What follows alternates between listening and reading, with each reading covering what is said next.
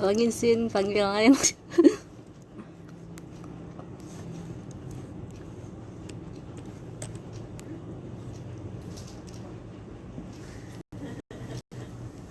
Hujan gak sih di rumah?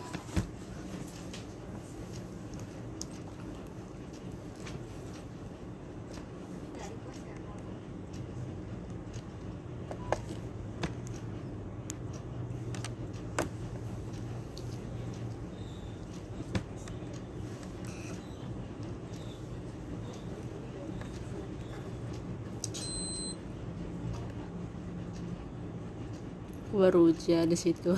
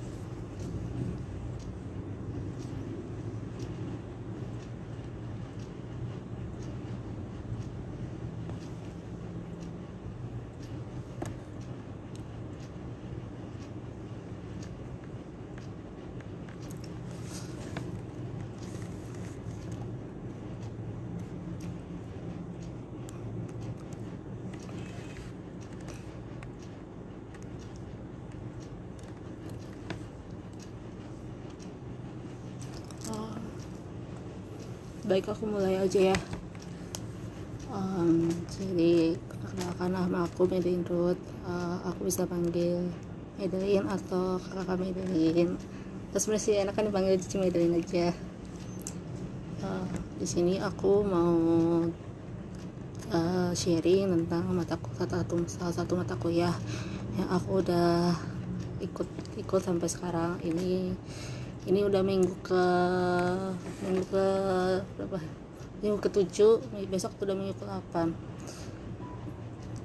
Jadi di sini mata kuliah Media Teknologi BK ini diampu oleh Paraxel.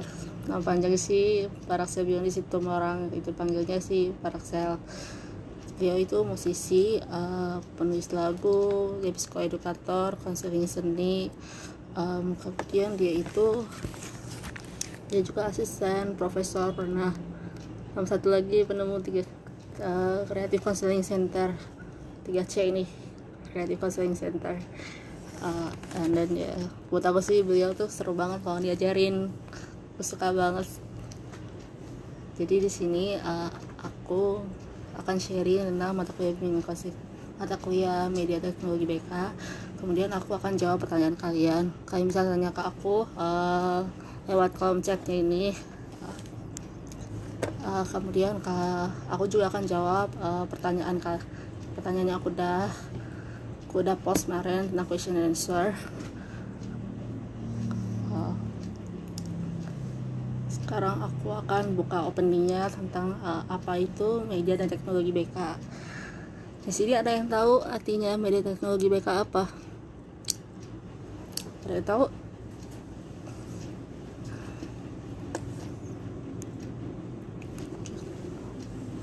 Ada yang tahu apa itu Media Teknologi BK?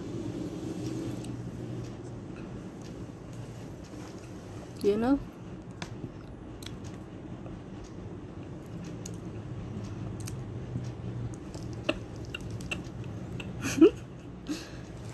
media teknologi BK, kalau dari aku media itu seperangkat kayak fasilitas yang membantu seorang calon konselor itu dalam memenuhi tugasnya nanti. Misalnya kalau konselor mau webinar gitu, apa yang dipersiapin itu, misalnya kan bisa buat ngepost atau buat video gitu. Yang disiapkan itu nggak cuma sampai di situ, kamu juga buat temanya apa di situ. Kemudian teknologi itu lebih ke zaman sekarang ya, maksudnya mengikuti perkembangan zaman. Jadi ya sekarang kan zaman kan juga bisa berubah-ubah, jadi kita konselor juga dimampukan buat dipersiapin juga, nggak hanya menyiapkan materi yang menarik, tapi juga memiliki ide yang bagus gitu buat nanti kedepannya. Kalau misalnya ada teori baru, kan kayak aku juga udah bikin teori baru namanya life script therapy, bisa dilihat di YouTube aku, namanya Melindro, kalian bisa lihat di situ. Terus aku akan ceritain ke kalian tentang apa yang aku lakuin selama 7 minggu aku kuliah mata kuliah media dan teknologi BK ini. Jadi sebelum mata kuliah teknologi BK ini aku udah buat asumsi gitu, insting gitu, bahwa kemungkinan sama kayak waktu aku semester 2 kan namanya TPK, teknologi pendekatan konseling, saya lupa. Di situ kita buat YouTube di situ. Jadi aku kepikiran nih semester 3 aku bakalan YouTube gitu loh. Terus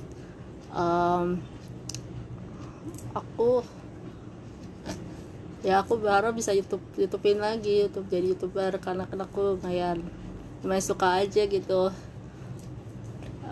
Tapi ternyata sih hasilnya, realitinya ya akan aku jelasin ya. Jadi di minggu pertama itu kita itu perkenalan, karena ada teman-teman baru gitu. Kemudian kita juga bagi kelompok.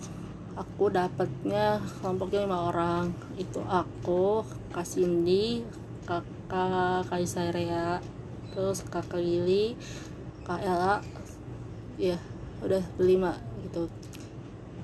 Dan kenapa dibuat kelompok? Karena ya kalau aku sih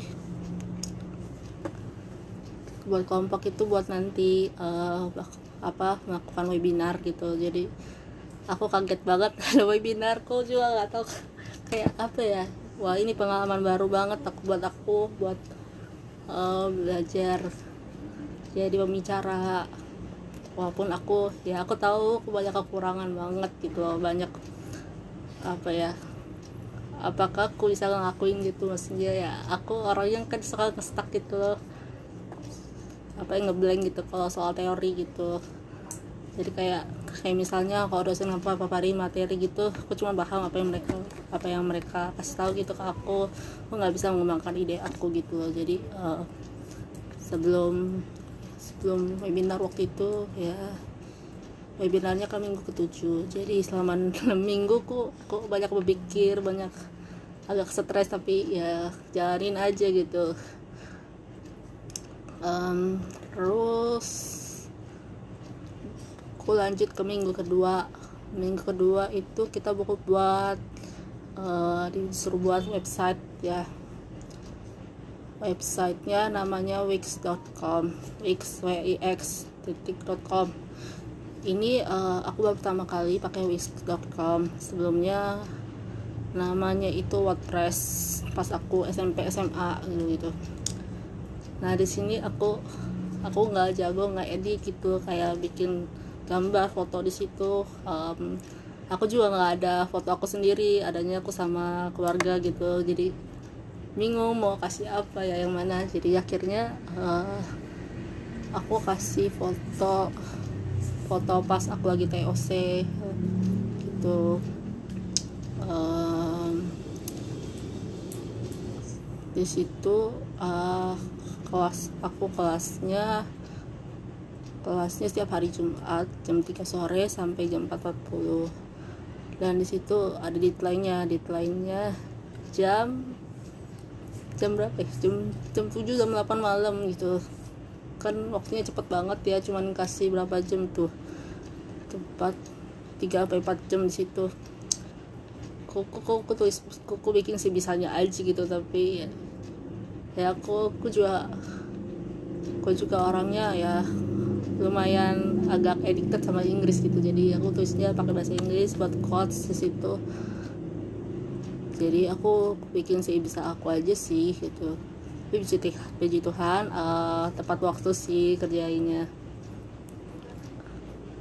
Kemudian di Wix.com ini ternyata kamu bisa bikin sendiri sama bisa dibantu sama aplikasi Wix.com ya gitu.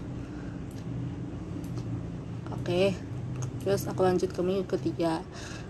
Minggu ketiga itu kita disuruh buat poster dengan Canva. Di sini banyak yang udah tahu dong Canva itu apa.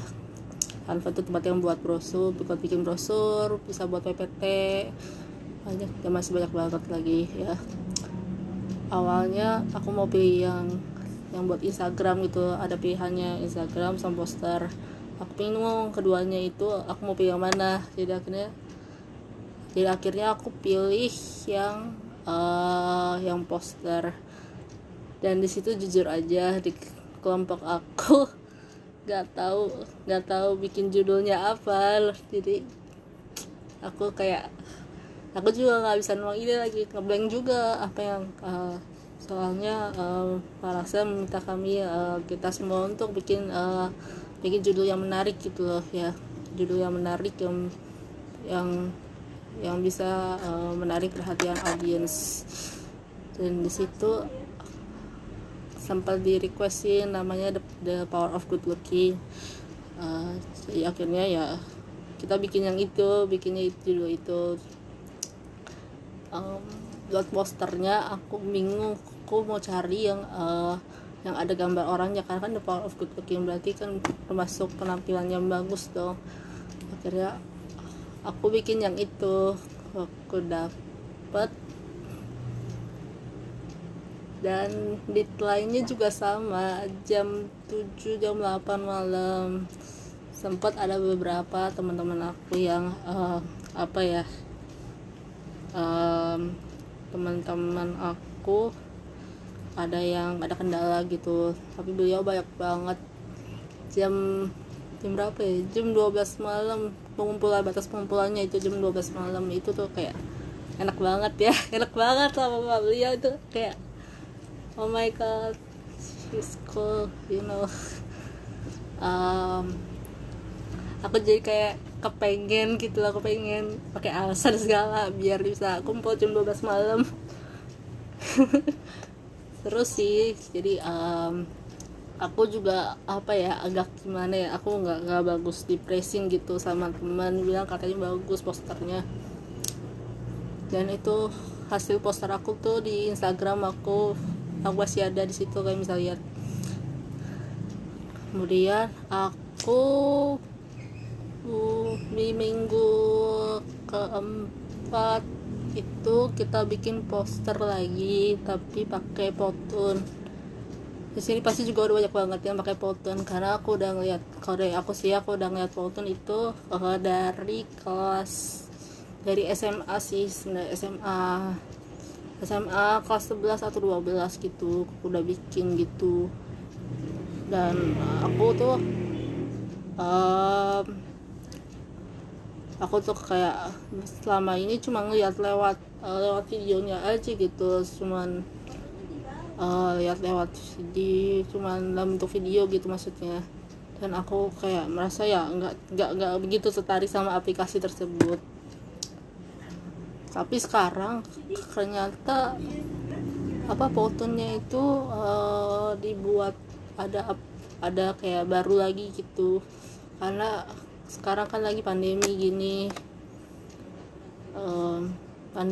jadi foto ini sekarang lebih banyak, mungkin lebih banyak digunakan orang, termasuk Canva juga banyak yang pakai pasti.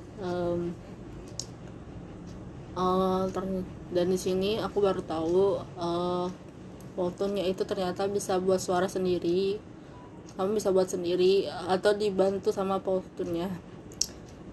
Aku di sini nggak berpengalaman lagi, fotonya agak ada kendala di situ, ada kendala kayak hambatan gitu. Hambatannya mungkin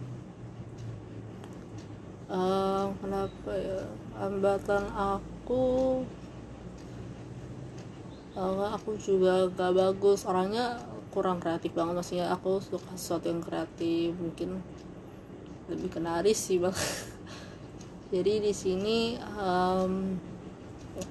aku juga ada kendala di foto. Kendalanya adalah internet aku, jaringannya itu putus-putus, itu decline-nya juga sama jam 7 jam 8 malam. Tapi ya hasilnya emang kayak gitu ya, hasilnya akhirnya ya aku bilang ke Parexel, bilang ke aku ada kendala gini, ada kendala internet saya, ada yang putus-putus gitu Pak. Akhirnya aku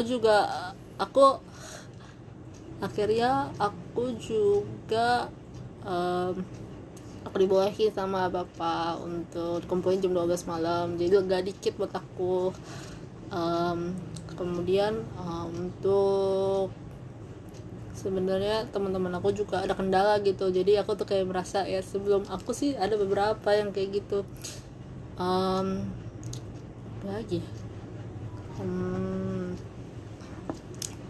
di situ sebenarnya ada kendala yang kedua, harusnya itu bisa dalam bentuk MVP, multi player gitu, maksudnya kayak itu namanya buat mesin di download dalam bentuk video, ternyata berbayar guys, jadi itu nggak bisa. Akhirnya aku bilang sama Pak, ini gimana cara bikinnya, gimana cara kerjainnya, teman-teman aku kok bisa, tapi sebenarnya teman-teman juga, aku juga ada yang nggak bisa kerjain gitu loh, jadi ada kendala juga, ternyata gak cuma saya doang, mereka juga ada gitu.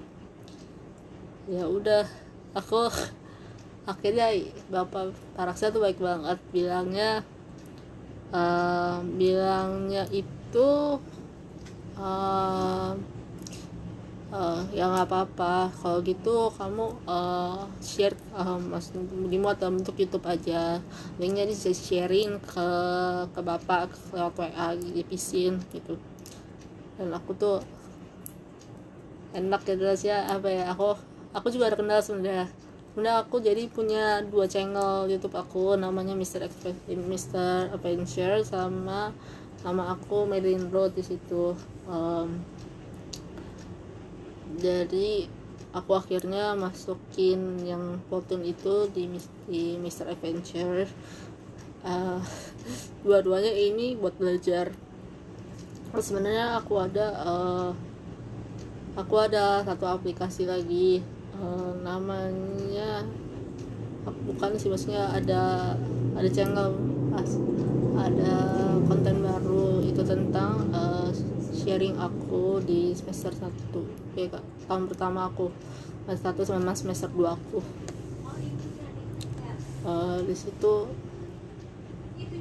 aku sharing tentang apa yang aku alamin selama aku semester 1 sama semester 2, sama tips yang bisa aku kasih selama aku kuliah di situ, apa yang aku dapat di situ.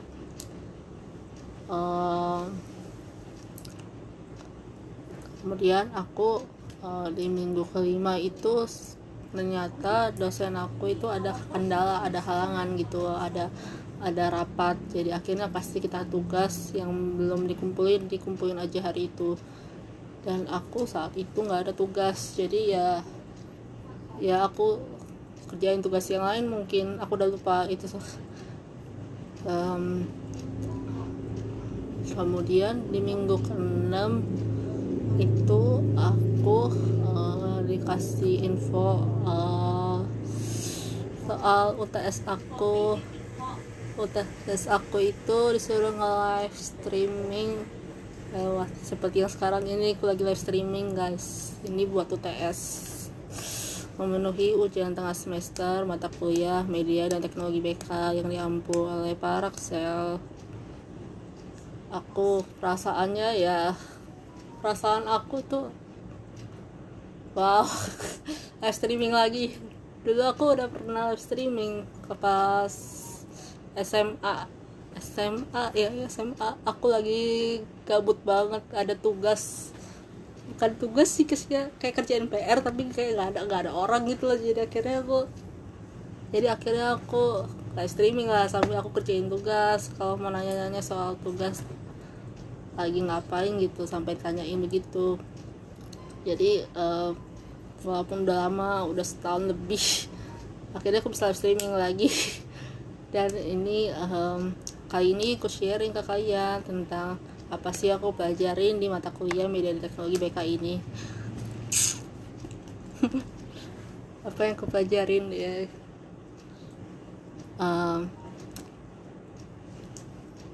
aku juga sebenarnya bingung mau hari apa aku mau live streaming gitu. Awalnya gitu setelah Paraxel Ciayo Laksa. Jadi aku ada apa ya maksudnya, kayak aku bingung banget waktu itu kan minggu ke-6, jadi itu masih ada seminggu lagi sebelum besok masuk ke minggu ke-8. Aku ya teman-teman aku udah duluan cepet banget mereka bikin posternya, cepet banget di situ selama berhari-hari gitu. Aku bingung kok mau kerjainnya kapan, soalnya aku nggak tahu mau bikin judulnya apa gitu, judul yang menarik perhatian audiens buat bantu biar banyak yang mau nonton live streaming aku sama teman-teman yang lain juga. Jadi selama beberapa hari aku dukung mereka juga. Aku bilang aku nonton live streaming mereka waktu cuma sebentar doang, tapi kayak ya kasih support gitu loh. Kayak aku bilang semangat kalian, biar kalian pasti bisa kerjain gitu.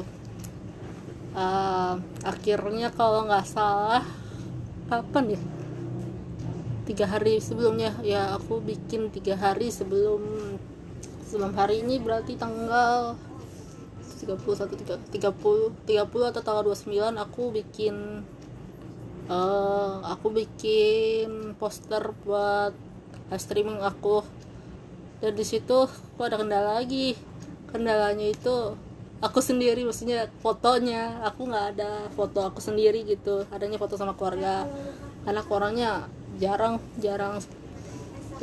foto sendiri gitu, jarang banget. Akhirnya aku pakai foto yang aku pakai buat webinar gitu. Jadi fotonya itu akunya sama semua, isinya nggak ada yang beda gitu. Jadi aku juga harapannya sih banyak yang nonton, tapi ya nggak apa-apa, aku terima aja. Di situ aku coba belajar gitu. Jadi selama 2 hari aku juga kasih question and answer juga, dan akhirnya aku dapat 1 orang nanyanya berjembreng banyak banget, 5-6 pertanyaan. Jadi aku harus jawab nanti ya. Tapi puji Tuhan sih kalau aku bahwa aku akhirnya dapat judul idenya itu cuma nama aku sendiri, Mister kan, nama aku Median Road, kalau disingkatin namanya Mister di situ.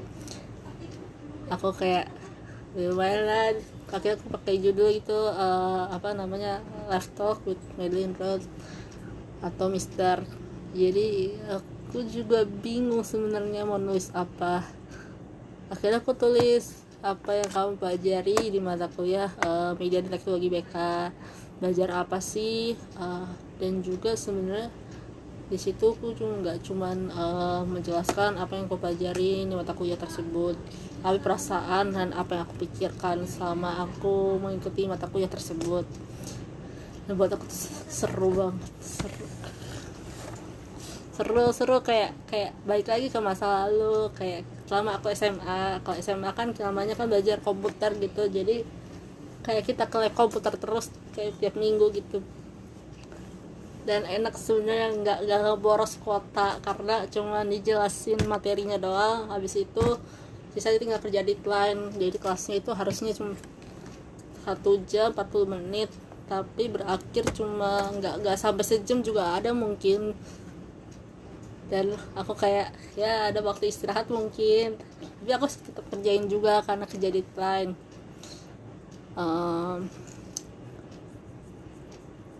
Kemudian aku sebenarnya bingung juga mau pakai IG, TikTok atau YouTube. Aku ada tiga-tiganya. Aku coret ya TikTok karena aku nggak mau TikTok guys. Terlalu banyak, pasti banyak orang yang bakal nonton. Kalau Instagram mungkin aku udah berpengalaman gitu. Bener Losa, bener banget Losa, thank you Losa. Aku apa ya, aku sebenarnya kalau YouTube aku nggak jago, aku nggak tahu gimana cara live streamingnya, aku nggak tahu. Yang aku tahu cuma Instagram doang karena aku udah lakuin 2-3 kali.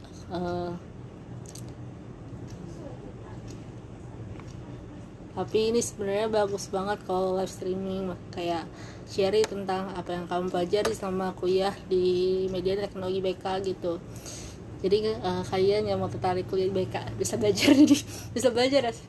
Seru banget sih sebenarnya, seru banget. Aku suka mata kuliahnya, nggak cuma media dan teknologi BK, tapi hampir semua sih sebenarnya. Dosennya juga kece, mantap. Jadi alasan aku pilih pakai IG itu karena buat aku IG itu aku udah paham, aku sudah sering pakai Instagram. Semua orang juga mungkin pakai Instagram dong guys. Jadi lanjut ke minggu ke-7 itu dipakai buat webinar. Di sini aku mau ceritain tentang perjalanan sebelum webinarnya. Jadi kita lakuin gladi bersihnya hari Rabu tanggal 20 berapa ya? 31, 30, 28 kayaknya, 28 atau 29. Jam 1 atau jam 3 aku lupa. Hari Rabu waktu itu aku nggak ada kelas. Ada kelasnya jam 1 sampai jam 3. Ya berarti benar. Berarti jam 3 aku harus gladi bersih. Aku tuh sebenarnya capek banget di situ tuh, nggak ada tenaga, aku nggak tahu mau apa ya, kayak gimana ya, kayak aku lemes aja tuh selama beberapa minggu gitu, selama hari-hari itu, selama 1 minggu mungkin. Selama kuliah sih sebenarnya aku udah capek, udah nggak tahu, kayak nggak ada energi gitu, nggak ada vitamin gitu. Jadi aku tuh berusaha ya. Jadi tapi jujur aja sih, selama kuliah aku tuh berharap bisa nangkep. Jadi di kuliah online ini aku tuh kayak harus kerja ekstra biar aku bisa nangkap apa yang dosen ajarin gitu. Termasuk mata kuliah media teknologi BK ini sebenarnya masih bisa aku ikutin gitu loh, karena kayak seperti sekolah dulu belajar komputer. Kangen banget sih, kangen sekolah lagi di SMA, kangen mereka semua, kangen adik-adik kelas, Karena dulu aku sama sekolah sering ngobrolnya sama mereka, sama adik kelas aku. Jadi aku tuh selesai kelas sebenarnya aku ngantuk, jadi aku bilang ke teman di grup, bilang aku ngantuk gitu, aku ya udah, dibilang boleh tidur, akhirnya aku tidur. Tapi sebenarnya aku tuh setengah tidur tapi itu dalam diri aku tuh kayak emosi gitu, mungkin kayak aku ngikutin emosi yang perasaan yang aku rasain di situ. Kayak aku lagi di kondisi yang gak bagus juga gitu loh. Kondisinya itu udah gak tahu mau bagaimana lagi. Kayak aku kalau mau pikir positif aja ya emang butuh waktu sih. Di situ kayak aku kayak berantem sedikit sama diri aku sendiri gitu, kayak merasa aku juga gak mau anggap aku bener juga gitu. Semangat. Thank you Ci. Semangat Kamoro.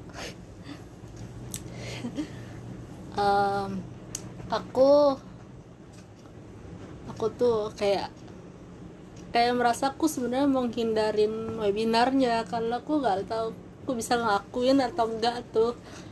Aku kayak banyak pressure, banyak apa ya, kayak apakah aku bisa jadi pembicara yang baik, bisa dengerin sama teman-teman. Tapi aku akhirnya ya aku juga nggak tahu, ternyata aku tidur di setengah tidur. Tapi akhirnya aku lihat HP. Habis itu udah sejam, aku dikirain tuh setengah jam, udah 1 jam. Aku kayak merasa kesel gitu, maksudnya nyesel dikit karena aku ngelewatin yang berharga, yaitu aku yang gladi bersih. Oke, bilang ke teman-teman, sorry aku bangunnya telat, maksudnya ketiduran gitu. Apa yang aku harus lakuin, akhirnya ya walaupun dengan kondisi yang lagi nggak stamina, nggak bagus banget, lagi emosi gitu, aku kerjain deh tugas tuh akhirnya sampai malam-malam, sampai jam 12 mungkin, karena aku tanya ke teman apakah ini udah betul belum naskahnya sesuai dengan yang mau untuk dibicarain nanti di webinar. Udah 3 kali aku bikin, aku cari di jurnal, di Google, masih belum, katanya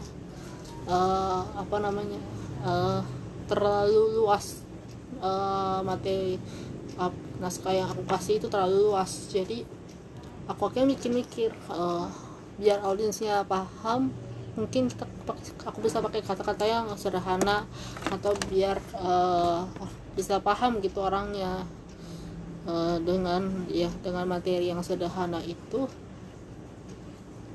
Aku berharap audiens juga bisa paham, karena aku pikir mungkin ya ada yang dari prodi lain atau adik SMA mungkin gitu. Nah akhirnya aku dapet yang terakhir. Ya Elsa, nanti aku jawab setelah ini Elsa. Jadi selama aku sambil mana aku lupa, aku kerjain. Nah yang terakhir itu akhirnya aku bikin pakai kata-kata aku sendiri sesuai dengan yang dimau teman aku, dan akhirnya setujuin besok paginya jam 7 ke jam 9 itu hari Kamis. Dan aku sebenarnya agak gimana ya, agak kayak agak kayak nggak semangat aja gitu selama ya, walaupun aku udah dapet naskahnya gitu buat aku kasih tahu gitu, buat aku sharing nanti di webinar. Aku biasa-biasa aja selama hari itu. Jadi sampai hari Jumat kita gladi bersih jam 1 siang. Jadi hari Jumat cuman kelas Romo, jam mata kuliah namanya konseling lintas budaya, itu jam 9 sampai jam 11.40. Jadi aku istirahatnya aku juga sempet ngafal naskah, dan aku nggak tahu kenapa gitu kayak tiba-tiba suara aku tuh berubah kayak terlalu lembut, jadi kayak lembut banget ya. Awalnya aku tuh kalau presentasi kalau apa aku tuh orangnya suka cepet-cepet ngomongnya, cepet banget, malah kayak kalau ngomong cepet-cepet kan gimana audiens bisa denger apa yang aku ngomongin gitu. Aku kayak bingung gitu loh, kayak tiba-tiba aku kok berubah kayak gitu, aku bingung, aku kayak ya udah kayak aku terima aja gitu, semoga ya bisa diaplikasiin tuh selama nanti buat aku webinar gitu. Akhirnya aku dapat feedback, dibilang kita masing-masing belajar lagi, hafalin lagi. Katanya selama gladi bersih yang di hari Rabu itu katanya udah bagus, tolong dipertahanin. Kemudian dan ternyata setelah gladi bersih itu di jam 1 siang itu tujuannya itu buat aku doang, karena aku kan yang belum lakuin gladi bersih di hari Rabu, terhalang karena aku ketiduran. Jadi ya apa ya, untung aku bersyukur punya temen yang bisa pahami perasaan orang, atau apa ya, kayak temen yang positif yang bantu banget gitu, temen yang saling membangun guys. Dan kita ketemu lagi itu jam 6 karena webinarnya itu jam 7 malam. Jadi jam 6 kita masuk Zoom.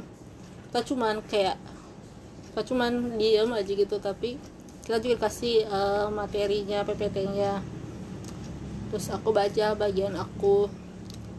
Nah, untung dikasih PPT-nya. Kalau aku nggak dikasih PPT-nya, aku juga nggak tahu mau mulai dari mana, apa yang bakalan aku bahas gitu selama webinar.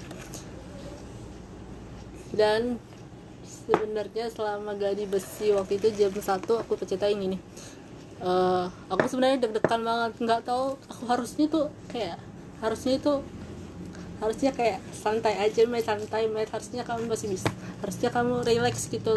Tapi tiba-tiba kayak deg-degan, kayak jantung mau copot gitu, berdebar-debar banget. Tapi ya apa ya, aku juga heran di situ kenapa kok aku bisa deg-degan. Biasanya kalau aku ngomong-ngomong begini kayak mau kerjain tugas, misalnya kalau mau bikin mau YouTube mungkin aku nggak ini, maksudnya nggak deg-degan. Biasanya sih nggak, kecuali kalau aku bakal deg-degan kalau dihadapin sama banyak orang atau lebih kayak kuliah gitu. Misalnya kalau presentasi kan banyak orang tuh aku pasti deg-degan, tapi aku nggak tahu kenapa gitu, aku tiba-tiba deg-degan walaupun cuman online gitu. Tapi aku jalanin aja akhirnya. Kemudian menit-menit terakhir aku baru sadar bahwa dibilangnya kumpul audiensnya kumpul di Zoom tuh jam 6.45. Jadi 15 menitnya itu aku joget-joget sendiri, aku kayak relaxin badan aku gitu, kayak aku baru udah mau mulai gini loh, paniknya langsung. Aku nggak tahu, aku kayak ya udah santai aja gitu. Halo Grace, Deborah maksud aku. Aku apa lagi ya,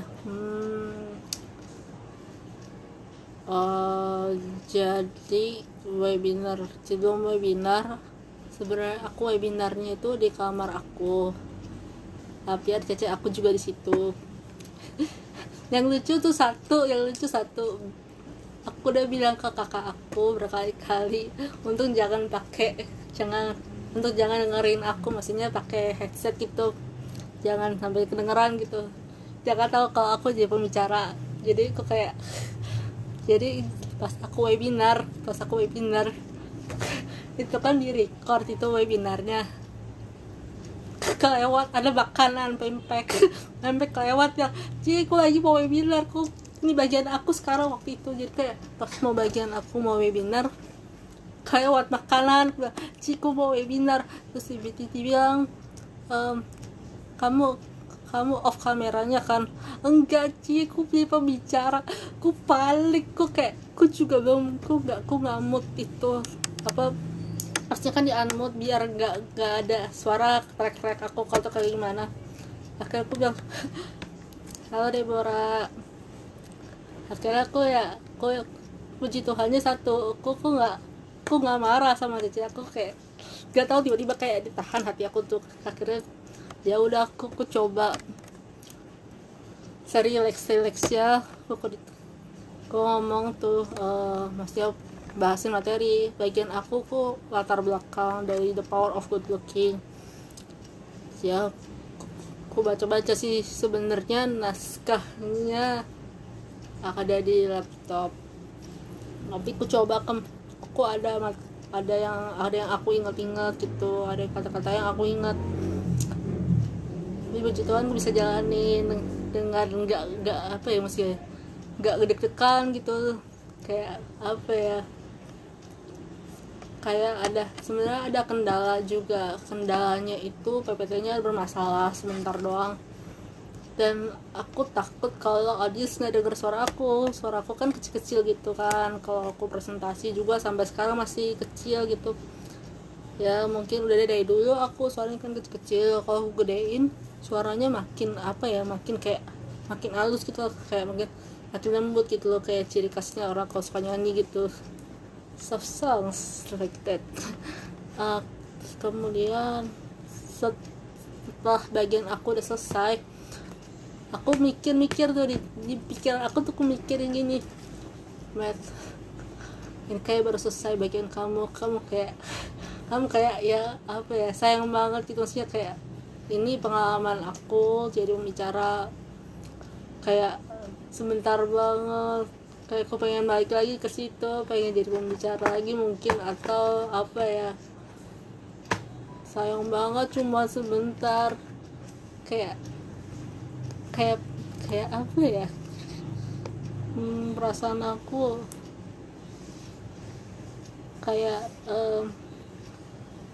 berharga banget sih, berharga gitu buat diingat gitu, memori yang bisa aku ingat gitu, bekal yang bagus buat kita di masa yang akan datang. Mungkin kalau misalnya jadi pembicara suatu saat kita udah punya pengalaman jadi pembicara begini, itu bagus banget. Aku tuh kayak wow, gak nyangka apa ya, kuliah BK ternyata belajar yang kayak begini juga, nggak cuman apa mungkin, atau jadi buat analisis kasus gitu, tapi ternyata juga bisa jadi pembicara, bisa sharing apa yang kamu pelajarin ke teman-teman gitu. Siapa tahu yang tertarik kuliah BK ya. Jadi di situ sebenarnya ada kendala lagi. Jadi setelah webinar, setelah kita semua udah bahas tuh materi sampai selesai, masuklah ke pertanyaannya juga lumayan susah karena aku nggak tahu kalau di pikiran aku sih itu di luar apa yang kita bahas. Jadi harusnya kan kita udah kasih materi The Power of Good Looking, kita ada kayak tips-tips gitu, misalnya tips menggabungkan ideal self sama real self, kayak begitu, kayak semacam itu. Kayak gimana cara sih bisa menerima diri gitu, gimana caranya nggak apa ya, maksudnya gimana caranya kamu bisa terima kamu apa adanya, bisa menikmati, mensyukuri apa yang udah dikasih sama Tuhan gitu.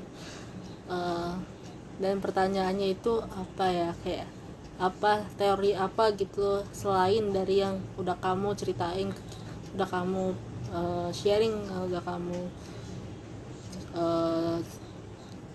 sharing selama webinar tadi. Itu kita langsung ngeblank, kita nggak tahu.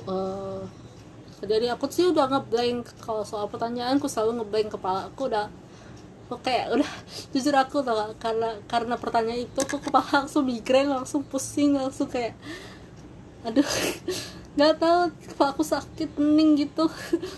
Tapi beruntungnya salah satu audiens gini menolong kita banget, yaitu orang pertama yang daftar webinar kita, dan kebetulan dia itu S2 BK. Jadi dia bantu kita ngejawab terus semua. Dia bilang pakai RBT, namanya Rational Emotional Brief Therapy. Itu aku belajar di semester 2. Aku sebenarnya udah lupa lagi tapi seru sih. Di situ ternyata juga kayak sesuai dengan ekspektasi aku, kayak kita tuh nggak hanya sharing gak hanya kita doang, teman-teman yang jadi pembicara yang memaparkan materi yang akan bahas, yang akan menjadi pusat perhatian sama webinar tersebut. Tapi kita juga berproses selama sesudah kita paparin materi kayak question and answer di situ. Dan aku tuh juga belajar dari beliau. Dia kayak enak juga ya belajar materi itu lagi. Lalu sebenarnya ada pertanyaan, kalau aku ingat sampai sekarang pertanyaannya itu di situ wanita kulitnya putih dulu, apakah ada sejarah zaman dulu wanita itu kelanjutan memiliki wanita kulit yang berkulit putih. Tapi kalau di aku kulit putih kalau di zaman dulu ya aku tahu sih yang aneh-aneh, yang kayak gimana ya, mungkin apa ya, aku nggak begitu tahu sih soal wanita yang berkulit putih zaman dulu ada sejarah atau enggak. Tapi mungkin kalau aku kan dari Chinese, aku Chinese orangnya. Yang cantik itu mungkin Ginsu, mungkin ya gigi Ginsu nggak ada kayak gini nih, tajam kan. Kalau orang Jepang kalau Ginsu katanya dibilang lucu, imut gitu. Apa lagi, mata sipit katanya bagus kayak gini, mata gede kalau orang Korea gitu ya sekarang. Di situ apa ya, ini kayak kita belajar kecantikan atau belajar materi aja. Jadi kayak seru, pertanyaan juga panas-panas, pedas-pedas, tapi bersyukur kita bisa jawab sebisa kita gitu loh. Aku juga sebenarnya kalau dari pengalaman aku yang aku rasain itu, aku tuh kayak agak gimana ya, aku tuh panik banget kalau namanya pertanyaan. Aku takut gue nggak bisa jawab. Aku sebenarnya apa ya, jadi selama webinar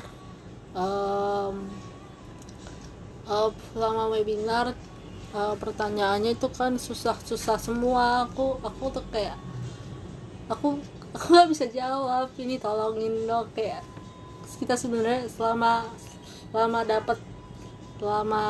pertanyaan kita tuh udah nge-WA terus, ini susah banget, tolong banget. Untung banget ada dia orang pertama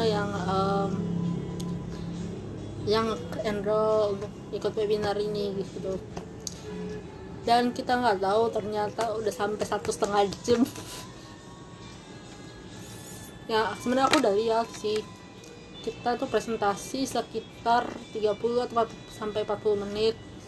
Kebetulan karena kendala ada internet gitu, tapi bisa ditolerir, maksudnya bisa bilang kayak maaf ada kendala gitu. Tapi di situ sebenarnya kita kalau dari aku sih bisa jadi pengalaman buat aku untuk jangan panik gitu loh, jangan jadi orang yang panik setiap kalau kamu jadi pembicara. Bilang aja kayak maaf kalau ada kendala gitu, ada kendala internet teman kami gitu, mohon di pengertiannya gitu, kayak semacam itu. Setelah webinar kita nggak keluar dari Zoom-nya.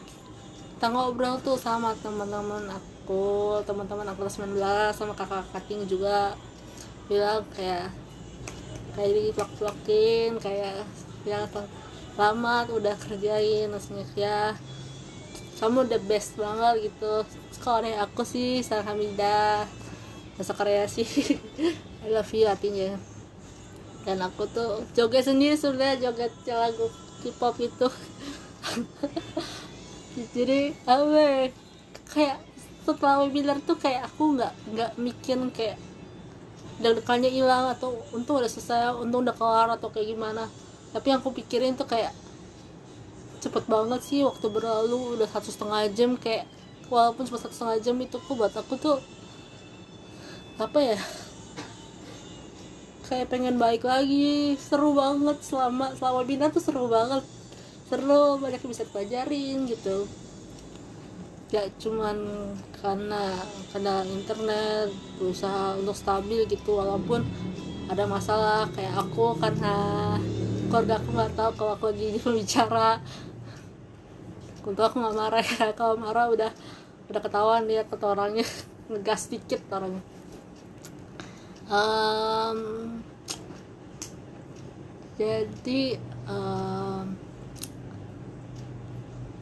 Jadi aku setelah webinar seperti sekarang nih guys, lagi live streaming untuk memenuhi ujian setengah semester aku. Jadi sebenarnya udah mau akhir penghujung acara. Aku akan jawab pertanyaan kalian. Kalian bisa tanya aku lewat chat itu, kalian bisa tulis, ketik di chat, serah mau nanya apa, mau tentang kuliah, mau tentang SMA, apa aja deh. Ini ada pertanyaan dari Rose gereja aku. Katanya sebutkan dong satu saja keistimewaan apa yang buat kamu bisa berkata BK itu menyenangkan. Kalau dari pengalaman aku sih, hal yang istimewa aku sih sebenarnya selama sekolah aku nilai, bukan maksudnya kayak selama sekolah aku nggak ada banyak teman, maksudnya nggak banyak teman cuma berapa, 1 atau 2 orang, plus adik kelas aku semua. Ada yang dari kelas 11, ada dari SMP, ada yang dari kelas 10 mungkin, ada dari yang anak SD kelas 3, kelas 4. Karena kita pertama kali ketemu tuh di tempat les Mandarin. Jadi kita tuh udah akrab sampai tuh selama aku sekolah, jadi sekolah aku tuh ada 3 tingkat. Mereka anak SD itu lantai 2, aku lantai 3. Jadi selama istirahat aku ke lantai 2. Aku bilang, bukan sih, kayak mereka ke adik-adik aku yang masih SD bilang, Cici Bedelin langsung dipeluk gitu, langsung dipeluk semua. Kayak kangen gitu loh. Walaupun sebenarnya aku juga kangen sama mereka. Aku ketemu lagi mereka pas aku mau ambil ijazah aku. Mereka bilang, Cici Bedelin langsung dipeluk gitu, kayak kangen banget. Jadi aku tuh selama sekolah aku tuh akrabnya sama anak-anak kecil, sama adik-adik. Dan aku tuh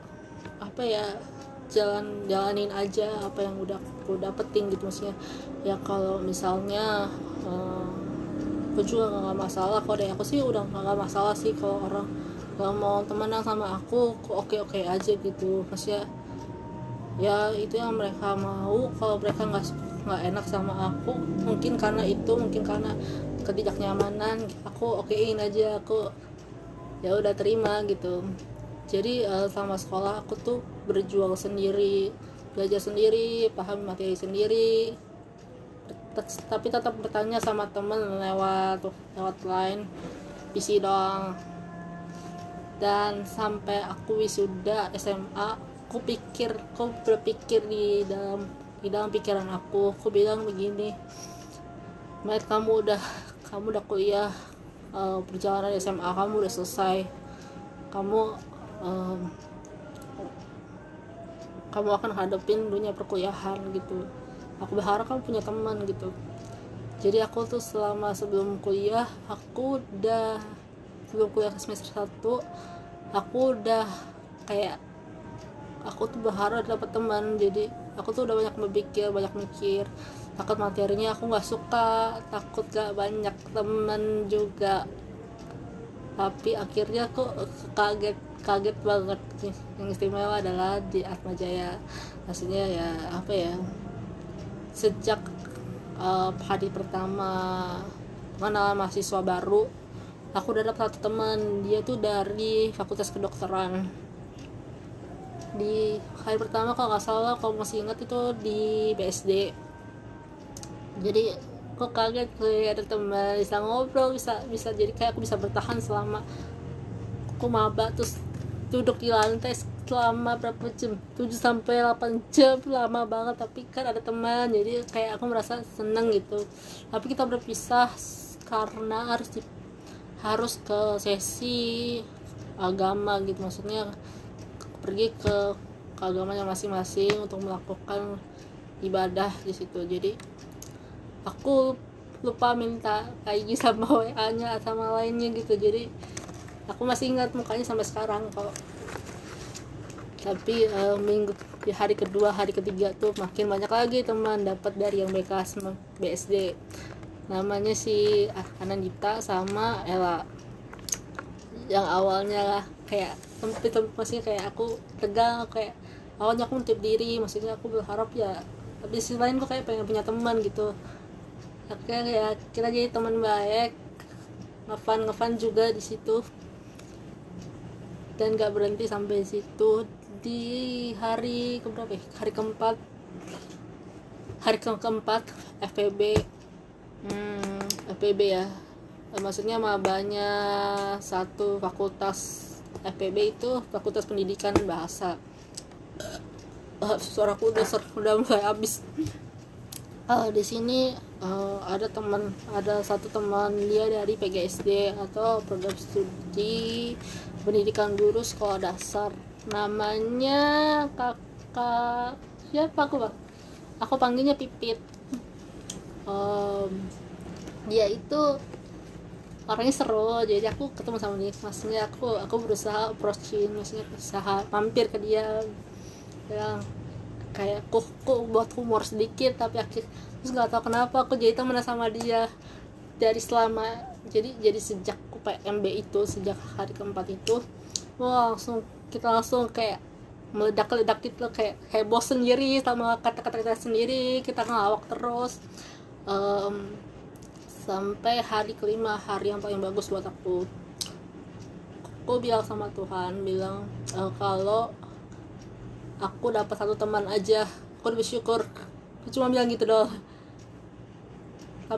Pada saat PMB itu aku nggak tahu kalau aku dapetnya hampir satu angkatan, hampir semua. Dan itu bikin aku tuh kayak apa ya, aku juga sharing ke teman-teman aku, teman ke adik kelas aku, bilang gini, aku akhirnya dapet teman dia bilang ya syukurlah, ini kemungkinan ini sudah saatnya kamu menjadi inspirasi buat teman-teman, atau mungkin bisa memberikan dampak. Ya aku juga berharap gitu, karena kakak tingkat aku sebenarnya juga bilang begitu sama aku, kamu mungkin bisa jadi inspirasi buat teman-teman gitu. Di situ tuh kayak itu yang berkesan. Kenapa BK menyenangkan, gak cuma temen doang, materinya yang aku kira takut gak suka gitu jadi suka. Ada cerita di baliknya guys. Cerita di baliknya itu aku kan lagi jalan gitu, kampusnya kemarin aku udah di dalam kampus gitu, namanya gedung C. Jadi sebelum ke gedung C aku jalan, aku bilang gak mati, tolong bantu aku biar aku cita-cita sama materinya BK. Tapi nggak tahu, itu udah mau UTS, udah mau UAS, dan aku nggak tahu kenapa jadi kayak makin hari ke hari, dari minggu ke minggu gitu, aku lagi jadi makin suka materinya ternyata suka banget gitu loh, karena aku orangnya kan suka mungkin baca riddle gitu, suka baca kasus, analisis kasus begitu. Jadi aku tuh kayak seneng banget gitu, kayak juga kayak ternyata aku kayak ada satu lagi cerita lagi gitu. aku bilang, Tuhan, kalau aku dapat nilai bagus atau nilainya naik tinggi, lumayan tinggi di semester 1, itu berarti aku udah ditakdirkan masuk di BK Atmajaya. Jadi pas aku nilainya aku dapat nilainya bagus 3,5 lebih. Aku kaget, aku melongo seharian, aku nggak tahu tuh selama aku libur semester sebelum semester 2 itu 3 bulan. Jadi selama 3 bulan aku mikirin terus sama nilai aku, terus mikirin ini bener loh nih, aku bener-bener takdir masuk BK Atmajaya. Jadi sejak saat itu aku bilang aku gak nyesel masuk BK Atmajaya karena materinya emang sesuai banget ke aku suka banget materinya, dosen-dosennya juga banyak lawak gitu, seru banget. Contohnya Bu Isa tuh sering kasih kita warm up kayak ice breaking gitu. Kalau nggak salah aku lupa namanya, tapi kayak satu orang itu pancoran, kedua aku lupa, kalau ketiga aku merek lampu lintas, keempat empat dayung, kalau nggak salah lima bareng-bareng berpelukan gitu. Di situ ya pokoknya kayak gitu ice breaking gitu. Jadi setelah ice breaking itu ada yang lucu, bener-bener sampai berekspresi gitu. Jadi setelah itu kita belajar, jadi biar kita nggak bosan. Satu lagi dosen aku yang lucu banget. Dosen aku selalu setelah kelas, karena kita terlihat bosan, kita akhirnya dikasih video senam, disuruh senamnya agak lucu-lucu. Jadi jadi kita tuh ya, ayo kalian berdiri, ayo kita nari gitu biar kalian gak bosen. Kita menari itu selama 2-3 menit, bener-bener kayak asik banget gitu loh sih dapat dosen kayak begini. Walaupun kita juga harus sabar, kita juga belajar di semester 1, kita belajar untuk disiplin. Intinya ada satu kejadian gitu, jadi intinya gak cuman kamu doang yang mewakili teman-teman kamu, masa cuman kamu doang yang bilang. Waktu itu kita mau remedial gitu, jadi bilang saya mewakili teman-teman saya setuju akan melakukan remedial seperti ini. Tapi dosen saya bilang, ya kenapa cuma satu doang, ada yang mau tapi ada juga yang nggak mau, kalian harus saling kompak, nggak bisa kayak gitu. Jadi dia dosen yang nggak cuman kasih kayak dia bilang gini,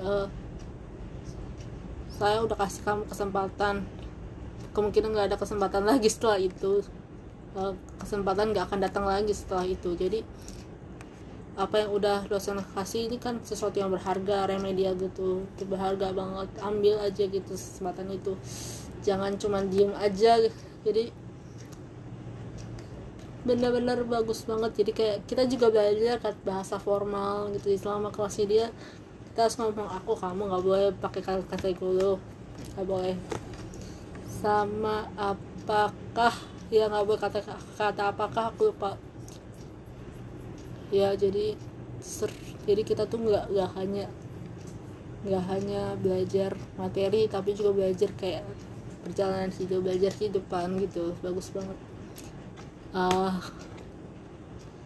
Jadi yang paling berkesan, kenapa BK berkesan, karena kalau dari cerita aku itu karena pengalaman hidup yang buat aku tuh nggak disimpan buat aku sendiri gitu. Jadi aku bisa membuka hati aku untuk bisa ngobrol, bisa buka opini mungkin, bisa ceritain ke teman-teman, bisa sharing juga, kayak mau bilang ke teman-teman bahwa kuliah BK itu seru banget buat dipelajarin.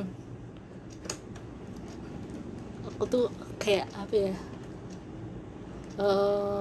latar belakang mengapa aku pilih BK itu sebenarnya karena aku pengen jadi terapis, pengen ngebantu orang-orang yang mungkin punya cerita kayak aku, karena aku tuh orangnya nggak suka simpan aja di dalam hati gitu.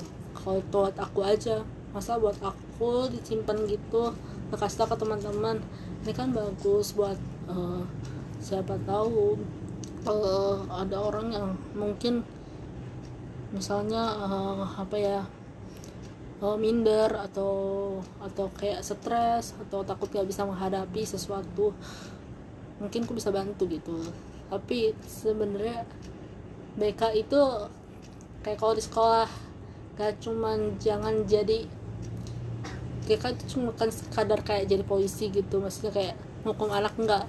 Kita tuh kayak ngebantu mereka untuk menemukan permasalahan yang mereka hadapi gitu, juga bagi membantu mereka untuk menjadi individu yang bisa buat keputusan dengan baik gitu. Jadi kita tuh mau kita berproses bersama-sama, sharing juga bersama-sama, seperti itu sih kalau dari aku salah satunya. Apa lagi ya, kenapa ya, itu juga sebenarnya sih kalau mau selanjutnya aku akan jawab lagi ini kelanjutannya. Aku akan jawab pertanyaan dari satu orang tapi dia jawabnya banyak banget.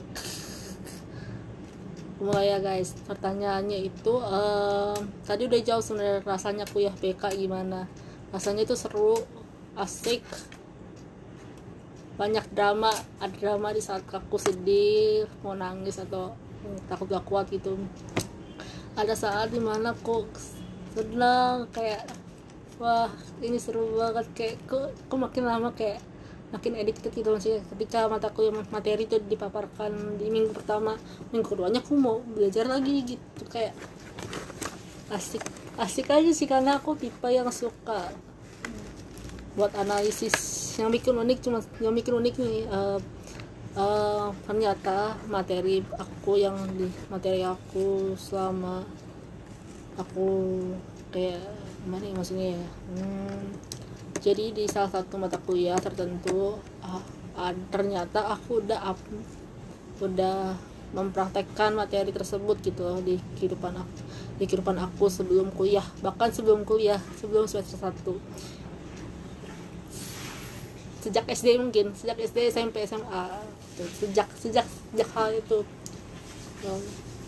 aku tuh kaget gitu loh, ternyata aku udah mempraktekkan materi tersebut sama cara mengatasi. Contohnya saya udah lupa sih sebenarnya, karena itu sudah dijelaskan di semester 1, jadi udah setahun.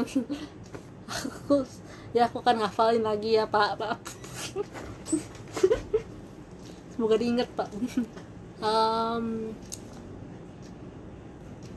Kuliahnya seru nggak buat menurut kamu? Seru banget, buat aku sih seru banget, malah seru kayak apa ya,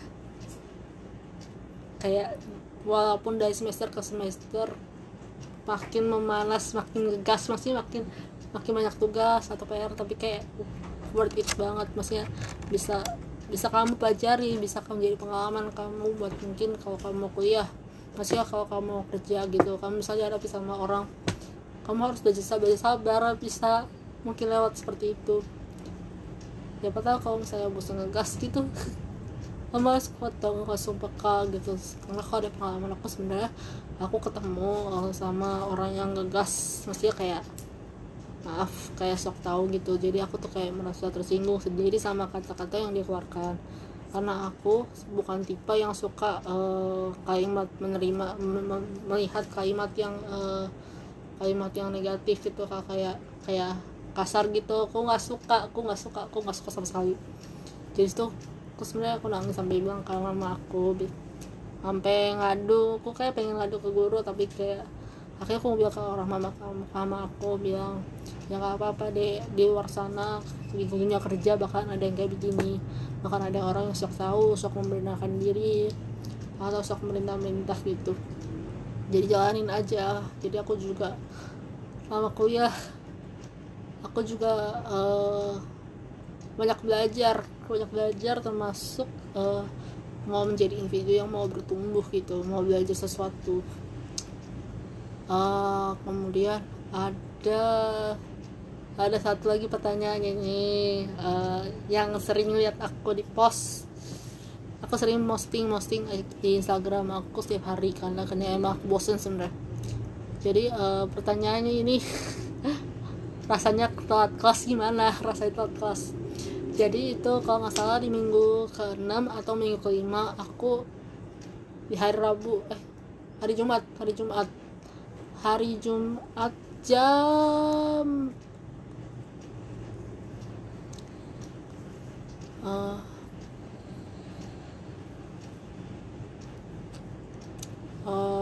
jadi hari Jumat jam aku sebelumnya hari Kamis malam, jadi aku ingat-ingat besok kan ada kelas, ternyata dan lama kelas ini lintas budaya. Aku pikir itu jam 10 pagi, yang harusnya kelasnya jam 9 pagi. Jadi aku itu kayak apa ya, kayak aku nggak tahu gitu. Jadi aku sebenarnya besoknya aku masak, aku bikin martabak mie jam 7 atau jam 8 aku bikin. Jadi itu udah jam setengah 10 aku baru dapat WA ada teman bilang, "Met, kamu kok nggak masuk kelas?" Aku tanya, aku bilang, "Lah, kelasnya jam berapa emang?" "Jam 9." "Oh, pantesan aku pikir jam 10." Ya iya. Terus tapi puji Tuhan di situ aku maksudnya bukan enggak, masih belum di absensi gitu.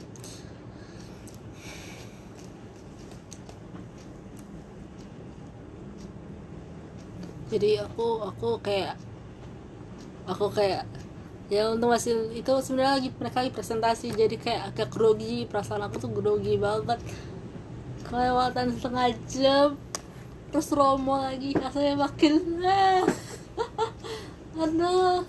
Sebenarnya kan jarang telat kelas kan, tapi kali ini kan telat kelas, jadi kayak akhirnya aku bingung aku mau PC sama Romo atau ngomong di Teams.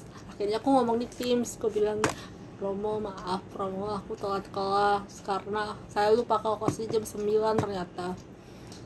Jadi itu apa ya, agak malu sedikit, tapi kok kayak jalanin aja gitu sih ya. Mungkin ini bisa jadi pelajaran yang berharga buat aku. Ya jangan telat kelas lagi, yaitu buat jadwal atau aku ingat-ingat di kepala. Akhir-akhir ini aku udah mulai pikun, jadi aku berusaha untuk ingetin lagi guys. Itu aja. Kemudian bimbingan konseling itu rekomendasinya buat siapa aja sih? Kalau dari aku itu bisa, kalau dari aku ya, maaf kalau kalimatnya nggak begitu bagus, sebisanya ya. Jadi rekomendasinya bisa buat introvert kayak aku, bisa juga ekstro. Kenapa? Pertama, kalau introvert itu mungkin kalau aku yang awalnya penutup, ketika aku lagi bimbingan konseling itu ternyata membawa aku untuk menjadi pribadi yang terbuka, menjadi orang yang mau ngobrol sama temen, nggak terisolasi gitu, atau nggak jadi orang gak mau temenan sama mereka atau gimana gitu. Jangan kayak terpaku sama pikiran kamu sendiri. Jadi entah kenapa gitu, proses demi proses itu ngebantu aku untuk jadi calon konselor yang baik buat teman-teman. Dan aku juga kayak tahu, oh ternyata begini kalau jadi calon konselor caranya, kayak gini perasaannya yang pasti kan kalau konselor kan mesti memiliki simpati dan empati. Simpati dan empati itu berbeda. Kalau nggak salah ya, simpati itu dia terjun ke perasaan orang itu dan ikut merasakan apa yang dia rasakan. Tapi kalau empati, dia terjun sama perasaan itu, tapi dia nggak terjerumus sama perasaan orang itu. Jadi dia kayak dia tahu dia lagi sedih, tapi dia nggak ikut menangis. Saya nggak ikut nangis pas. Atau lebih gampang lagi, misalnya saya konselor, ada konseling yang lagi nangis sedih gitu. Empati itu ditunjukkan seperti ya dia sedang menangis, tapi saya nggak menunjukkan kesedihan. Saya membiarkan dia, memberikan dia ruang untuk menangis. Ya kalau sudah sampai cukup, kita bisa kasih tisu biar bisa nulis. gitu contohnya. Untuk yang ekstrovert sebenarnya, kalau untuk ekstrovert mungkin bagus juga, karena ide-idenya selalu ada di dalam benak kepala mereka. Kayak maksudnya kayak mereka nggak tahu mengapa teman-teman saya nggak hanya tahu dikasih materi perkuliahan tersebut, tapi mereka tuh kayak kepala tuh kayak udah dikasih tahu kayak yang ibu saya kepikiran materi ini terlintas di pikiran saya. Begitu juga dia bisa jelas mengutarakan opininya gitu. Terus kemudian kenapa bagus buat introvert dan extrovert itu, kalau buat aku bagusnya itu karena kalau aku tergantung passionnya sih, tergantung. Kalau aku karena aku orangnya suka analisis kasus, suka menyimpulkan sesuatu, suka meneliti, mungkin kayak bikin teori terus kamu menyimpulkan gitu. Terus sama ternyata aku suka mengaplikasikan dalam kehidupan sehari-hari gitu. Kayak aku ternyata sudah mempraktekin teori teknik tersebut gitu sebelum aku kuliah S1. Itu bikin aku amazing banget buat aku. Jadi itu yang bikin aku mau belajar lagi, memperdalam penyamping konseling. Sebenarnya aku kuliah BK karena aku pengen belajar ABK ya, tapi ternyata aku aku juga diberikan kesempatan untuk ceritain ke teman-teman aku bagaimana rasanya, keluarga kamu syok atau enggak, seperti itu. Jadi kamu terus ya, kalau dari aku sih gitu sih, bisa jadi introvert, extrovert, dan orang yang suka menganalisis, suka banget yang namanya kasus, dan ya pastinya nggak akan lari dari namanya bikin laporan. Tapi itu seru banget. Yang bikin seru adalah lama-kelamaan kamu akan membuat verbatim. Verbatim itu adalah kamu itu kayak nge-record suaranya si konseli. Kamu juga ngetik apa yang dia omongin.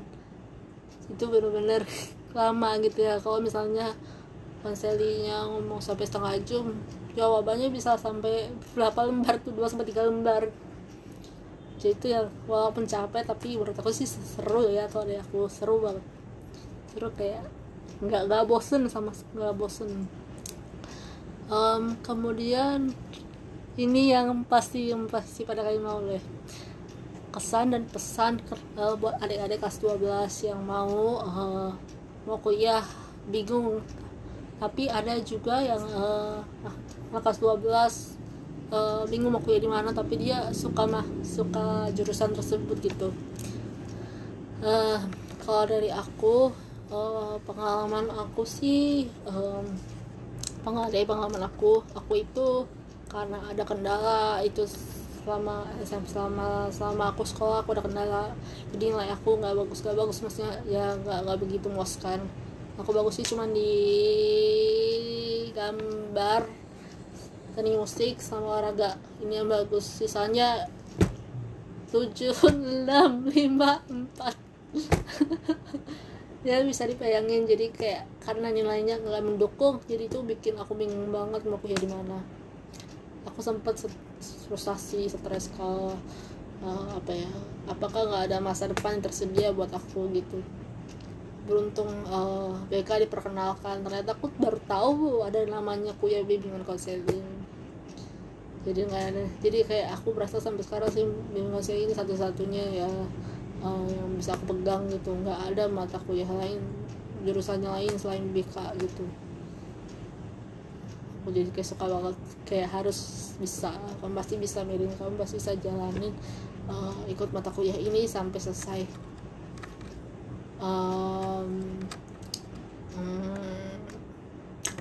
Sebenarnya karena kendala itu menghambat kamu buat kuliah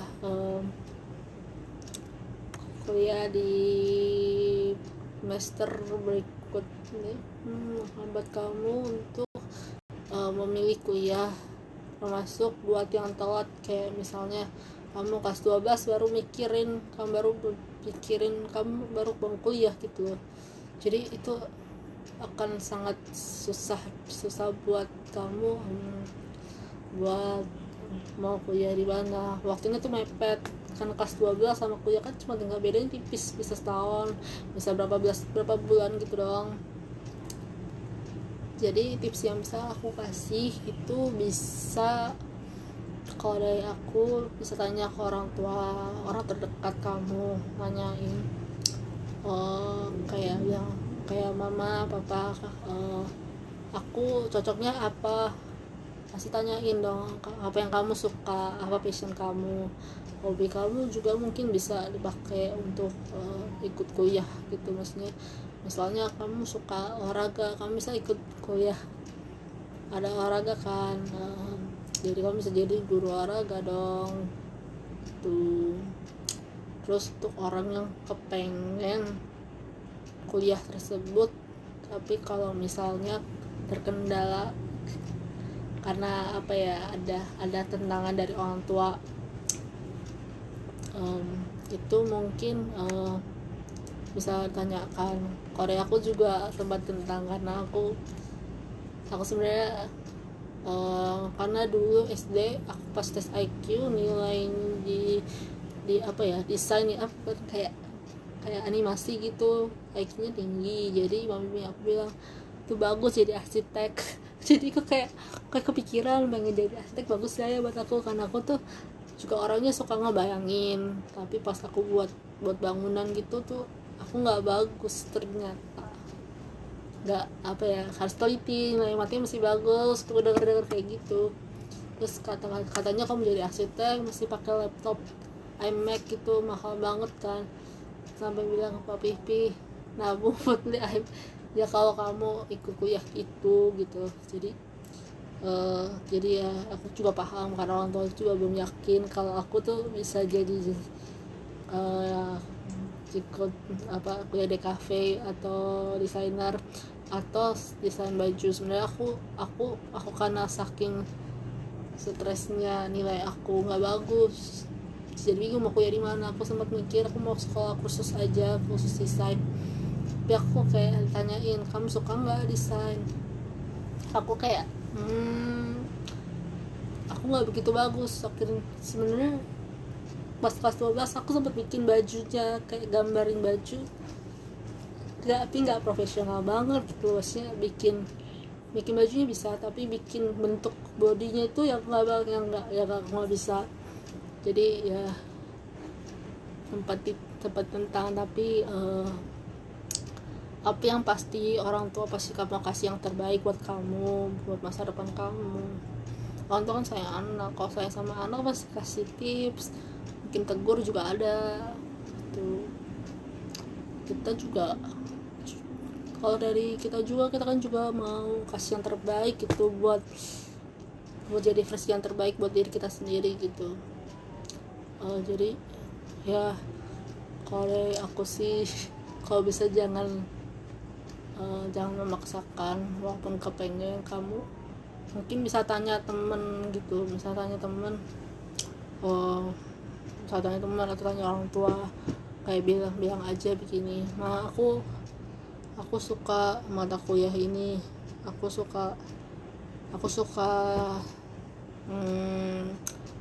suka jurusan ini, dari judulnya aja udah bagus, nah aku pengen banget tapi masih bingung. Mungkin namanya bisa jawab ya, kamu cari aja di internet dulu. Yang utama sih sebenarnya bisa prospek kerja, penting. Yang kedua apa yang akan kamu pelajari di jurusan tersebut. Itu sih, kamu bisa cari internet mengenai jurusan yang ingin kamu pelajari. Atau kalau masih bingung lagi, kamu bisa cari internet, bilang gini, orang yang suka anak, misalnya anak IPA, soalnya suka belajar kimia, bisa kuliah jurusan apa yang tersedia untuk anak yang suka kimia. Jadi misalnya langsung keluar dong di Google, misalnya ketemunya teknik kimia atau belajar apa lagi ya, banyak gitu. Jadi kalau misalnya masih belum cukup, nanti aku akan jawab ya Kak Fasya. Jadi aku coba dulu sebentar ya. Jadi kamu juga bisa tulis di mana ya, di Google kan. Kalau zaman sekarang kan Google selalu jadi jawabannya, tapi sebenarnya lebih bagus tuh dari orang tua kamu. Orang tua the best soalnya. Kalau aku, walaupun mama aku tuh maunya aku di farmasi, tapi akhirnya aku terima di BK. Aku putusin bilang, nih aku mau PK nih, ya semoga yang terbaik gitu. Tapi ya kalau dari aku sih puji Tuhan bisa sampai sekarang masih bisa kuliah di BK, bisa lulus mata kuliah, bisa sejalanin dengan penuh dengan sukacita seperti itu. Terus aku mau jawab pertanyaan lagi dari chatnya. Rasa kesendirian, terkadang kita sendiri yang menciptakannya, maka cobalah apakah memang itu yang kita ciptakan. Kita sendiri kita yang ciptain, mungkin benar sih, nggak usah kenapa, karena kita kan masing-masing kita yang buat keputusan gitu. Keputusan ada di tangan kita, resikonya juga ditanggung. Jadi kayak aku mutusin untuk menyendiri selama sekolah karena orang-orang lain juga ya nggak mau dekat sama aku. Jadi aku tuh juga sebenarnya udah berusaha untuk ke mereka, mau temenan sama mereka, mau ngobrol gitu, tapi kayak cuma ngomong sebentar doang, cuman kayak maaf ketawa dikit doang. Tapi aku kayak merasa ya udah, aku udah keluarin semuanya. Jadi aku mutusin ya udah, aku akhirnya jadi individu yang kaku gitu. Jadi aku sempat bilang kalau ya udahlah, itu keputusan mereka yang mau, mereka yang buat. Saya nggak bisa mengontrol kehidupan orang lain atau kayak maksa gitu, kayak kamu harus begini sama aku atau gimana, kan nggak kayak apakah aku harus ngontrolin hidup seseorang gitu, nggak harus begitu. Jadi aku kayak berpikir ya mungkin aku sudah ini perjalanan hidup yang harus aku lewatin dan aku harus ngadepin gitu. Setiap orang punya jalannya masing-masing, punya kehidupannya masing-masing, nggak semua orang hidupnya sama gitu. Jadi buat aku sih semua orang juga dikasih potensi, dikasih talenta, dikasih kemampuan. Pasti kamu bisa bertahan gitu, kamu bisa menjalaninya dengan baik gitu. Misalnya kamu udah punya teman, kamu berusaha untuk nggak membalaskan dengan amarah atau bagaimanapun. Kamu berusaha untuk kalau dari aku sih, aku berusaha untuk nggak ingat masa lalu aku nggak berusaha untuk nggak pendem, walaupun akhirnya aku sebenarnya nangis toilet karena aku saking nggak kuatnya gitu, saking aku pernah melakukan kejadian yang memalukan di kehidupan aku pada kelas 11 gitu. Jadi ceritanya itu tentang aku lagi UTS, aku belum dapat kunci jawabannya, dan itu aku udah bilang ke guru aku, ibu aku belum dapat kunci jawabannya. Ibunya bilang ya udah kamu duduk di situ aja. Jadi aku ya udah, apa yang guru aku ngomongin udah aku ikut sarannya dia. Selama berapa lama itu sebenarnya, waktunya berapa lama ya, aku 1 jam lebih, dan itu udah 1 jam dan tinggal 15 menit lagi UTS-nya selesai. Akhirnya aku bilang sama guru satu lagi, jadi ganti tugas. Jadi guru yang pertama ini cuma sebentar doang, setengah jam. Jadi guru yang kedua aja ini akhirnya dia lupa. Akhirnya dia bilang, lah kamu belum dapat kunci jawabannya itu, ini udah berapa menit, 15 menit lagi udah mau selesai. ya udah kamu ke kantor guru, kamu ambil tuh apa kunci jawabannya.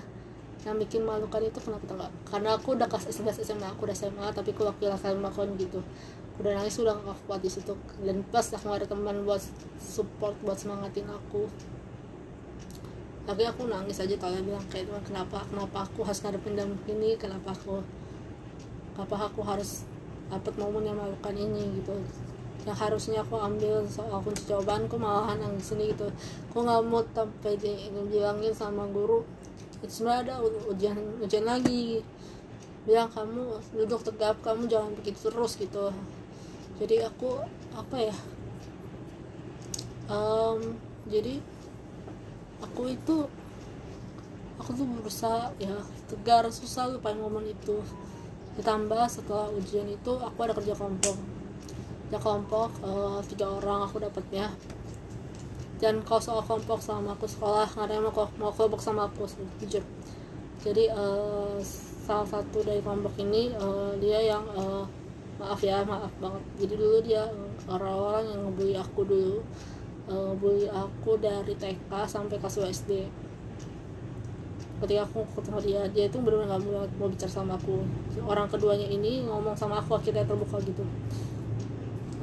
Jadi itu alasannya aku nangis juga. Aku nangis, aku bilang gini, kenapa dia harus ada di depan saya dia gak mau temenan sama aku.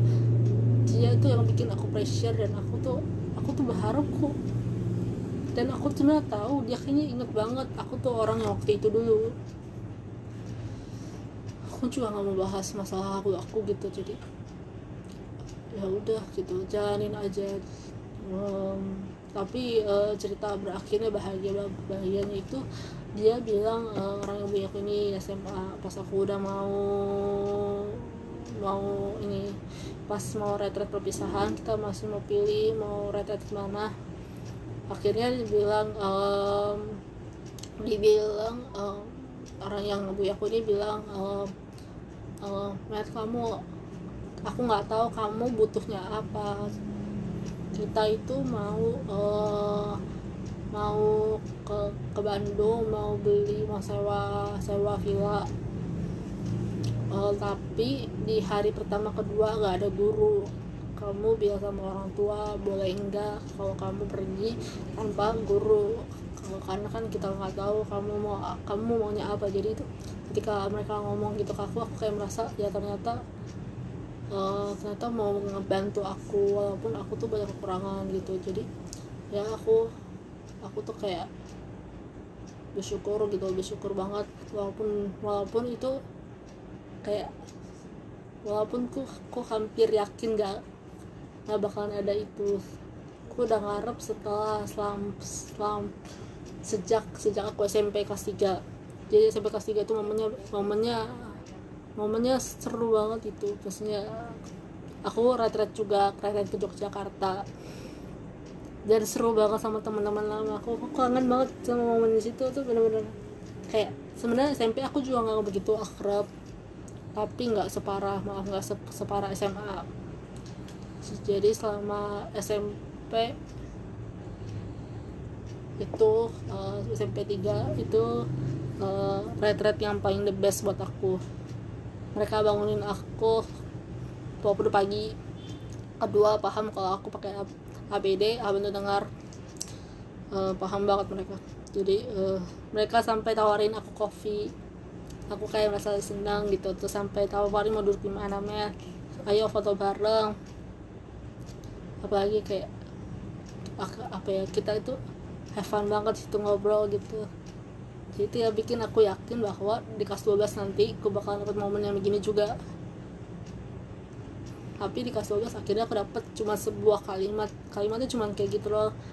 Kalimat yang paling simpelnya itu, kita nggak tahu apa yang kamu mau, kita mengungkapkan sesuatu seperti itu. Cuman kalimat itu doang aku tuh kayak udah tersentuh gitu loh. Kayak akhir momen-momen yang berkesan buat aku, yang apa ya, berarti sih gitu ya. Dibandingkan mungkin ngobrol-ngobrol sih juga seru, tapi itu apa ya, dapat kalimat gitu doang dari orang yang udah ngebully aku tuh kayak akhirnya gitu loh, kita bisa saling terbuka gitu satu sama lain gitu. Sama sebenarnya dia juga terbuka sama, lewat maksudnya minta tolong sama orangnya satu lagi. Itu waktu itu sedih banget sih sebenarnya, momen ini sedih banget. Guru aku udah berpulang, jadi dia datang, aku ketemu sama dia lagi. Jadi dia bilang ke aku lewat teman aku yang satu lagi, jadinya yang lebih aku teman satunya lagi. Jadi lewat dia bilang ke aku, Madeline, kamu kamu pulang ke rumah naik apa? Ya, aku pulang ke rumah naik mobil sama papa aku gitu. Sama siapa sampai tanya gitu sama papa aku.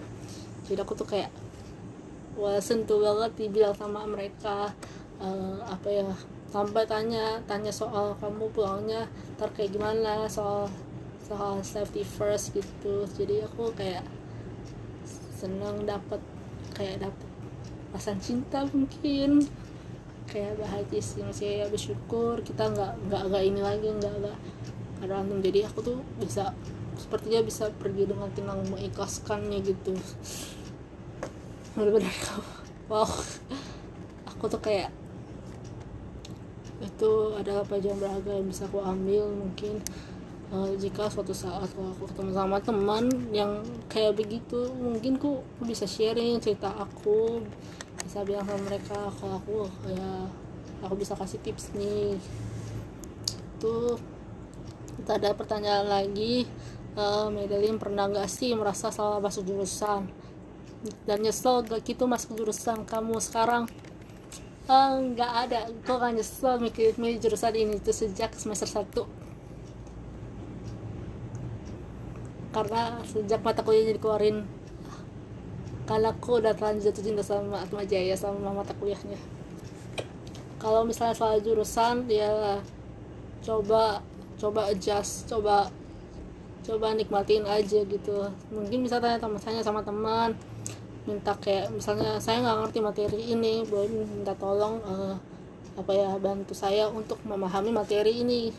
Ya udah, bisa dibantuin, atau sama dosen bisa ngobrol, ibu kayaknya saya nggak salah masuk jurusan atau kayak gimana misalnya gitu. Mungkin bisa jawab kalau dari aku sih nggak ada namanya nggak ada salah masuk jurusan.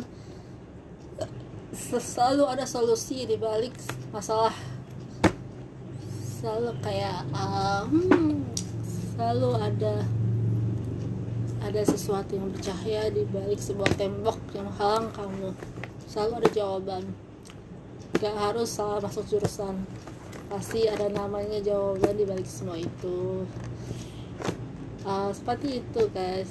Ada pertanyaan lagi, boleh ditulis di kolom chat guys, aku tunggu. Oh my god.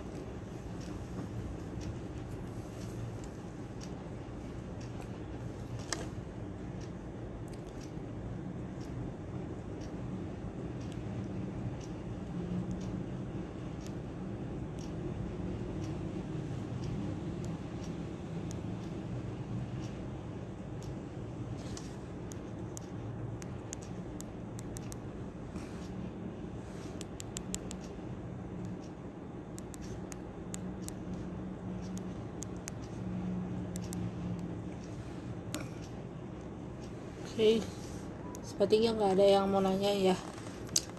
Jadi aku akan tutup live streaming aku dengan quotes yang aku tulis di kolom chat. Jawabannya yang aku tulis di kolom chat, aku tulis itu bukan di Instagram, di posting aku tulis itu dalam bahasa Inggris. Namanya The memory that I never forgotten in my life is when you want to accept your challenge and that you want to, and you can overcome it. Yes, it will end with a full of joy inside your heart. Itu artinya adalah ketika kamu mau belajar sesuatu, ketika kamu di depan di pintu yang menutup kamu melihat kayak udah gak ada jalan lagi kayak tadi, kayak takut salah masuk jurusan, tapi kamu mau coba untuk belajar, untuk coba menjadi bagian dalam kesulitan yang bakal kamu hadapin gitu. Kamu coba untuk menerima gitu, mencoba untuk belajar. Setiap orang juga belajar dari kesalahan gitu, pasti kasih yang terbaik. Tujuannya apa? Biar gak ngelakuin kesalahan itu lagi. Jadi dari pengalaman aku juga yang ternyata aku bolehin diri aku untuk nggak menghindar gitu. Maksudnya aku yang awalnya menghindari opini atau jawaban dari seseorang, aku berusaha untuk menjawab pertanyaan mereka. Jadi dengan itu aku tuh kayak bersyukur banget malah. Dan aku tuh nggak tahu ternyata aku bisa melakukan hal tersebut, dan itu tuh benar-benar kayak aku tuh kayak langsung terkencang gitu, kayak aku bikin yang waduh ini kok aku bisa kayak begini gitu loh, bisa ngelakuin yang kayak begini, kok orang yang jarang opini ternyata bisa. Saya senang banget itu. It will turn out with a full joy if you are studying hard. Seperti itu. Oke, sekian dari live streaming aku, semoga bisa bermanfaat dan menjadi bekal buat kalian semua. Dan bagi yang nggak punya kesempatan buat nonton, bisa lihat di YouTube aku, namanya Million Road atau Miss Adventure. Juga bagi yang tertarik waktu jadi bimbingan konseling, bisa tanya aku atau tanya teman-teman aku yang lagi Atma Jaya. Saya merindu senang bertemu dengan kalian. Kamsahamnida.